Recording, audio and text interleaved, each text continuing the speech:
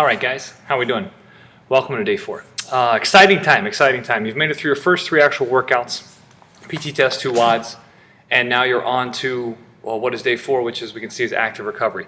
So I'm going to cover a couple things that are in the beginning of the active recovery, that those first few steps. If you look at the bracing drill, I've got it right here in front of me, the bracing drill, the hollow to Superman holds, the flexion and extension drill, and of course the bird dogs and up dog and down dog, and then you got 2x4 work, which we'll get to in a second.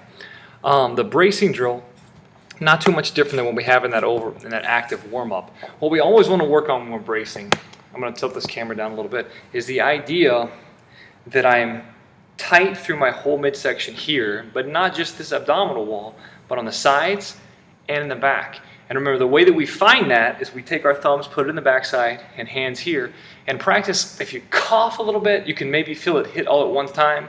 I want you to try to feel that, and then breathe while you do that. You can practice it standing up. You can lie down on your back. Practice it from right here and engage. Try to feel the floor. Try to feel here. Try to feel here. And again, we want to take short breaths while maintaining that engagement. If you can master that bracing or get good at it to where you feel comfortable with the bracing, it's going to open up not only a new world to you when you're actually lifting weights or picking up things, but just feeling better and feeling more engaged and comfortable when you're doing everyday activities, right? So that would be the bracing. Now, hollow to Superman hold is going to be a bit different. It is the brace, and then we're going to do a little movement with our legs and with our arms. This comes straight from gymnastics. What we want to see is that brace happens here. So I'm here and engaged. I get my feet off the ground, engaged through here, and everything is off the ground right in this position. And I can hold this hollow nice and tight, and then I'm going to rotate smoothly into this good Superman position, right? And rotate back here. And the goal is going to be keeping this section of this band around my body is the only thing that touches the ground. It's going to require some practice. It may be that in the beginning stages, you're only doing the hollow drill. You're only hitting the brace and then only arcing up to practice it the first few when we do this active recovery. We will see this again later down the road. That you're sure that you know if you look through the notes. The flexion and extension drill is just another name for the bird dogs. We've seen this a few times already. You've been warming up with it, and you're just going to find it again. Got to keep that core big through the flexion and try to extend as much as you can. Nice and smooth through there, right? Then the up dog and down dog. You can find that in the warm-up. I'll go over it exactly like we work on. Always work on getting straight from your hips through to your wrists. Let me see if I had any big advice to give for this active warm-up is don't skip it. Treat it just like it's one of your workouts. It's super important for you. It's going to give you some mobility. And most of all, it's going to loosen your body up and get you ready for tomorrow's workout, right? So let's move on to the 2x4s. Thanks a lot, guys. All right, you made it to day 4. Congratulations. Here's our 2x4 work for the recovery day. We're going to work with reverses first off. Now, what we're looking for here is something we call a split squat, and then you're going to pivot 180 degrees on the 2x4.